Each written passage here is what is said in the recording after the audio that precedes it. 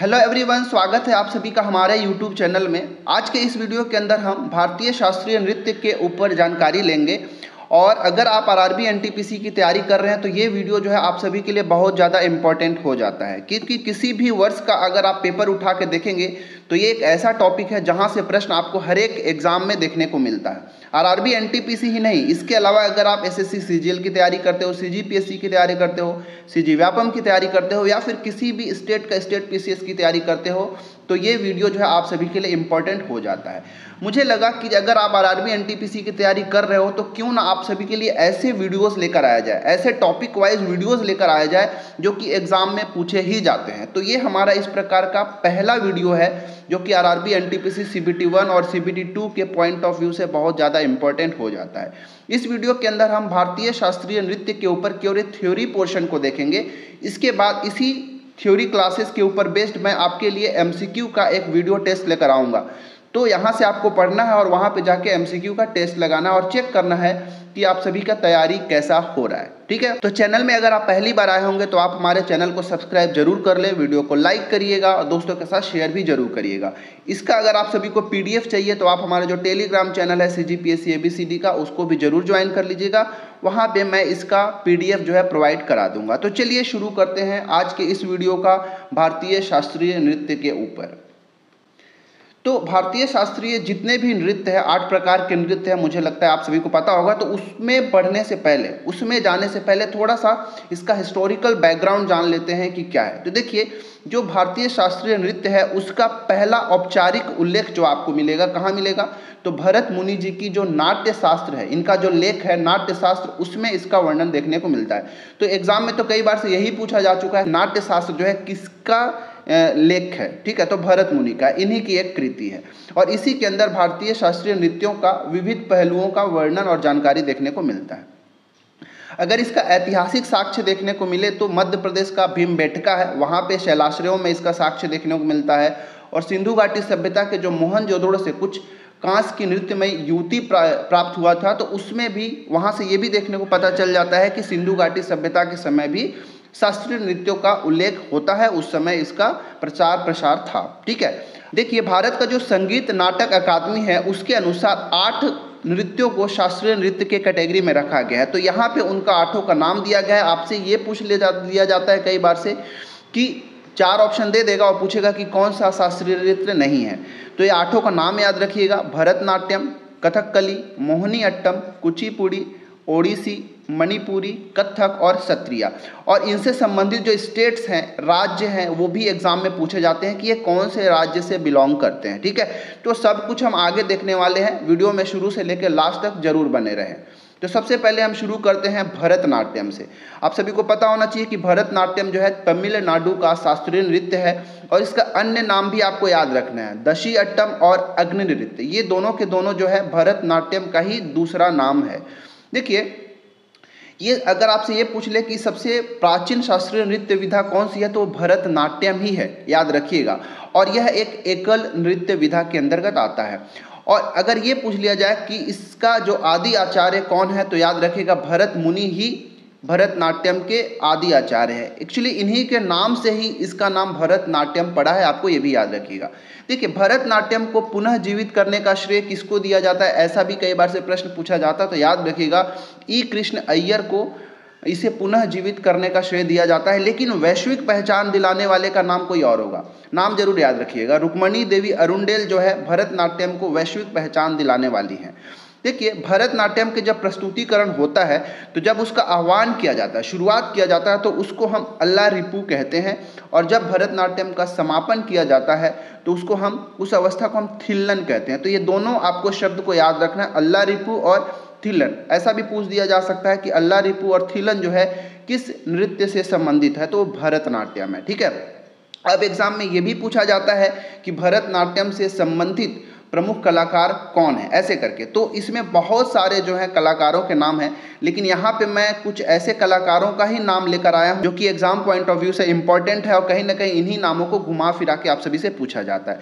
तो याद रखिएगा: यामिनी कृष्णमूर्ति, लक्ष्मी विश्वनाथन, पद्मा सुब्रमण्यम, मृणालिनी साराभाई और अलार्मेल वल्ली, ये कुछ नाम है जो कि भरतनाट्यम से संबंधित है और एग्जाम में पूछे जाते हैं। ठीक है, ये देख सकते हैं, ये भरतनाट्यम नृत्य का यहाँ पे एक पिक्चर लगा दिया हूँ, आप देख लीजिएगा। इसके बाद अगला जो शास्त्रीय नृत्य है वो है कुचिपुड़ी। कुचिपुड़ी जो है आंध्र प्रदेश का शास्त्रीय नृत्य है और इसमें थोड़ा सा कर्नाटक संगीत का भी प्रभाव देखने को मिलता है, क्योंकि कर्नाटक संगीत से जुगलबंदी इस नृत्य के अंदर होता है। अगर इसे पुनः जीवित करने का श्रेय पूछा जाए तो बाला सरस्वती और रागनी देवी, इन दोनों का नाम भी एग्जाम में पूछा जाता है। ऐसे भी पूछ लिया जाता है कि इन दोनों का संबंध किस शास्त्रीय नृत्य से है, तो याद रखिएगा कुचिपुड़ी से। अच्छा, ये जो कुचिपुड़ी है नृत्य जब होता है तो इसमें वाद्य यंत्र कौन कौन सा प्रयोग होता है, तो वायलिन और मृदंग प्रयोग किया जाता है, तो ये भी इंपॉर्टेंट है, याद रखिएगा, एक बार पूछा जा चुका है। अच्छा, इसके प्रमुख कलाकारों का नाम याद रखिएगा, बाला सरस्वती यहाँ पे हो गया, और राधा रेड्डी, राजा रेड्डी, यामिनी कृष्णमूर्ति कुचिपुड़ी के लिए भी प्रसिद्ध है, प्रश्न पूछा जा चुका, और इंद्राणी रहमान, ये सभी नामों को आप सभी को याद रखना है। इसके अलावा नाट्य निधि लक्ष्मी नारायण शास्त्री, इनको कुचिपुड़ी के एकल विधा के जनक भी कहा जाता है, तो यहाँ से भी प्रश्न आपसे एक बार पूछा जा सकता है। ठीक है, तो जितना भी मैं यहाँ पे बता रहा हूँ इतना तो आप सभी को करके ही जाना है। ठीक है, क्योंकि एनटीपीसी CBT 1 और CBT 2 में ऐसे ही प्रश्न जो है पूछे जाते हैं। ठीक है, बहुत ज़्यादा डीप आपको स्टेट PCS की तैयारी नहीं करना है, ऐसे प्रश्न ही यहाँ से पूछे जाते हैं। तो चलिए तीसरा जो हमारा शास्त्रीय नृत्य है वो देखते हैं, वो है कथकली। ये कथकली जो है केरल का शास्त्रीय नृत्य है, एग्जाम में पूछे जाते हैं, स्टेट तो पूछे ही जाते हैं, आप लोग जरूर याद रखिएगा। बाकी मैं जब इसका MCQ का प्रैक्टिस कराऊंगा इस टॉपिक का, तो आप सभी का बहुत अच्छे से इसका तैयारी हो जाएगा। कथकली का अर्थ होता है एक कथा का नाटक। इसका पुनरुत्थान करने का जो श्रेय जाता है वो मलयाली कवि VN मेमन द्वारा 1930 में मुकुंद राजा के संरक्षण में किया गया था। ठीक है, देखिए कथकली में नृत्य और नाटक दोनों ही मिलता है। ठीक है, इसमें नृत्य भी देखने को मिलेगा, नाटक भी मिलता है। ठीक है, और कथकली के जो गीत है उसमें प्रमुख भाषा क्या है, मणि प्रवलम। ठीक है, मणि प्रवलम का मतलब क्या होता है, मलयालम भाषा और संस्कृत भाषा, इन दोनों का मिश्रण जो है कथकली के गीतों में देखने को मिलता है। इसके तो प्रसिद्ध प्रतिपादक हैं, याद रखिएगा, गुरु कुंचु कुरुप, गोपीनाथ, कोटक शिवरामन और रीता गांगुली, इन नामों को याद रखिएगा जो कि कथकली से संबंध रखते हैं। चलिए बढ़ते हैं, चौथा जो हमारा शास्त्रीय नृत्य है वो है मोहिनी अट्टम। ठीक है, मोहिनी अट्टम जो है ये भी केरल का ही शास्त्रीय नृत्य है। तो केरल में दो है, कथकली और मोहिनी अट्टम, इन दोनों को याद रखिएगा, केरल राज्य से संबंध रखते हैं। भरत मुनि के नाट्य शास्त्र में इसका वर्णन देखने को मिलता है। मोहिनी अट्टम शब्द जो आप सभी को पता हो गया कि जो भगवान विष्णु है उनका एक अवतार था। जब देवासुर संग्राम हो रहा था तो उस समय जो भगवान विष्णु थे वो मोहिनी का अवतार लेते हैं। ठीक है, मोहिनी रूपी एक युवती का अवतार लेते हैं, तो उन्हीं से संबंध रखता हुआ मोहिनी अट्टम जो है नृत्य को रखा गया है। यह एक एकल नृत्य, याद रखिएगा, और जो VN मेमन और कल्याणी अम्मा के द्वारा इस नृत्य को पुनः जीवित किया गया था। इसमें मूलभूत जो नृत्य ताल जो होता है 4 प्रकार के होते हैं, जिसका नाम याद रखिएगा, लगानम, जगानम, धगानम और शामिश्रय। ये 4 जो ताल के प्रकार होते हैं जो कि इस नृत्य के अंदर देखने को मिलता है। वाद्य यंत्र के रूप में वीणा, ढोल, बांसुरी और झांझ का प्रयोग किया जाता है, और इसके प्रमुख कलाकारों का नाम याद रखिएगा, सुनंदा नायर, माधुरी अम्मा, जयप्रभा मेनन। इन तीनों नामों को एटलीस्ट आपको याद रखना। 5वां जो नृत्य है उसको देखते हैं। 5वां नृत्य हमारा ओडिसी, जो कि ओडिशा राज्य का शास्त्रीय नृत्य है। इसका उल्लेख जो है ब्रह्मेश्वर मंदिर जो है उसके शिलालेख में दिखता है। कोणार्क का जो सूर्य मंदिर है उसका जो केंद्रीय कक्ष है वहाँ पर देखने को मिलता है, और उदयगिरी खंडगिरी की गुफा में भी इसका उल्लेख देखने को मिलता है, इसका वहाँ पे प्रभाव देखने को मिलता है। यह नृत्य जो है संभवतः नाट्य शास्त्र में वर्णित है, और उस नाट्य शास्त्र के अंदर जो भरत मुनि का नाट्य शास्त्र है उसमें ओड्रा नृत्य के नाम से वर्णन किया गया है। ठीक है, याद रखिएगा। इसके प्रमुख कलाकारों का नाम है गुरु पंकज चरण दास, गुरु केलू चरण महापात्र, सोनल मानसिंह और आनंदनी दास। ठीक है, तो ये 4-5 नाम है जिसको आपको ओडिसी के नाम से याद रखना है। ठीक है, चलिए 6वां जो हमारा नृत्य है उसको देखते हैं। 6वां नृत्य है मणिपुरी। ये मणिपुर का शास्त्रीय नृत्य है, और इसको पुनर्जीवित करने का जो श्रेय जाता है मणिपुर के राजा भागचंद्र को जाता है, तो याद रखिएगा। अच्छा, एक चीज़ यहाँ पे याद रखिएगा, जो रविंद्रनाथ टैगोर है ना, वो इस नृत्य को शांति निकेतन में प्रचलित किए थे। तो ये यहाँ से एक फैक्ट लगता है जो एग्जाम में पूछे जाते हैं। अच्छा, नृत्य में जो राधा और कृष्ण के प्रसंग के ऊपर जो है ज़्यादा यहाँ पे नृत्य देखने को मिलता है। अगर इस पिक्चर को भी देखें, मणिपुरी नृत्य का पिक्चर है जिसमें कृष्ण है और ये राधा है, ठीक है। अच्छा, जो नृत्य में जो ये नर्तिका होती है ना, इसका जो चेहरा होता है देखिए पतले घूंघट से ढका हुआ होता है, तो ये मणिपुरी नृत्य का ही प्रसंग है ऐसा। इसके प्रमुख कलाकार देखिएगा झावेरी बहनें, 3 बहनें हैं, नैना, सुवर्णा और रंजना और दर्शना, सॉरी 4 बहनें हैं। इन चारों नामों को याद रखिएगा, झावेरी बहनों के नाम से प्रसिद्ध है।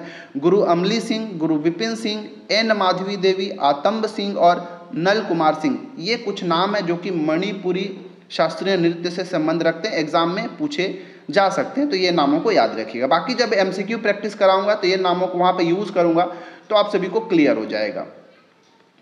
7वां नृत्य है, देखिए ध्यान से, वो है कथक, ठीक है। कथक जो है उत्तर प्रदेश का है। कथकली कहाँ का है? केरल का है, लेकिन केवल कथक बोल दे तो याद रखिए उत्तर प्रदेश का शास्त्रीय नृत्य है और कथक का अर्थ होता है कथा, यहीं से ये कथक शब्द आया है।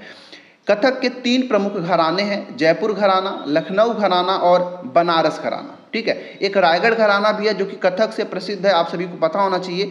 ये जो रायगढ़ घराना है इसको विकसित करने का श्रेय जो छत्तीसगढ़ के एक राजा हुए रायगढ़ में, राजा चक्रधर सिंह, इन्हीं के संरक्षण में इसको विकसित किया गया था। इसके जो प्रमुख कलाकार हैं उसमें याद रखिएगा बिरजू महाराज, लच्छू महाराज, सितारा देवी, दमयंती जोशी, मालविका सरकार, सुखदेव महाराज और गोपी कृष्ण, ये नाम जो है कथक नृत्य से संबंध रखते हैं। बिरजू महाराज तो कई बार एग्जाम में पूछा जा चुका है, ठीक है, याद रखिएगा। चलिए अब बढ़ते हैं हम 8वां और आखिरी शास्त्रीय नृत्य है जो कि सत्रिया, ठीक है। सत्रिया जो है असम का प्रमुख शास्त्रीय नृत्य है और सन 2000 में इसको भारत के जो 8 शास्त्रीय नृत्य है उसमें शामिल किया गया है संगीत नाटक अकादमी के द्वारा। जो वैष्णव संत शंकर देव हैं उनके द्वारा ही इसको आधुनिक रूप से प्रचलित किया गया सत्रिया नृत्य को, और इसमें मुख्य रूप से ढोल, मंजीरा और बांसुरी का वाद्य यंत्र के रूप में प्रयोग होता है। अच्छा, अंकिया वाट और भावना सत्रिया नृत्य का प्रकार है, आप सभी को याद रखना। क्या? अंकिया वाट और भावना, ये क्या है? दोनों के दोनों सत्रिया नृत्य का ही प्रकार है, इन दोनों विधाओं में किया जाता है। तो इस प्रकार हमने जो 8 भारतीय शास्त्रीय नृत्यों के बारे यहाँ पे जानकारी ली। हालांकि कुछ और भी है, जब मैं MCQ कराऊंगा तो वहाँ पे कुछ अलग प्रकार से जो प्रश्न पूछे जाए हैं वहाँ पे अगर मैं कराऊंगा तो आप सभी को बहुत अच्छे से क्लियर हो जाएगा, ठीक है। तो कैसा लगा वीडियो जरूर बताइएगा, वीडियो को लाइक करें, ठीक है, दोस्तों के साथ शेयर करिए, और चैनल में अगर आप पहली बार आए हैं तो आप हमारे चैनल को सब्सक्राइब भी जरूर करिएगा। और इसका MCQ जो है जल्द ही 1-2 दिनों में आप सभी को मिल जाएगा। तो ऐसे ही मैं करूँगा, एक आपके लिए इसका थ्योरी क्लास लाऊंगा, थ्योरी क्लास के साथ साथ उसी से संबंधित मैं एक MCQ क्लास ले आऊँगा, तो आपका प्रैक्टिस जो है बहुत अच्छे से हो जाएगा। मिलते हैं किसी और वीडियो में, इसमें इतना ही। Thanks for watching our video.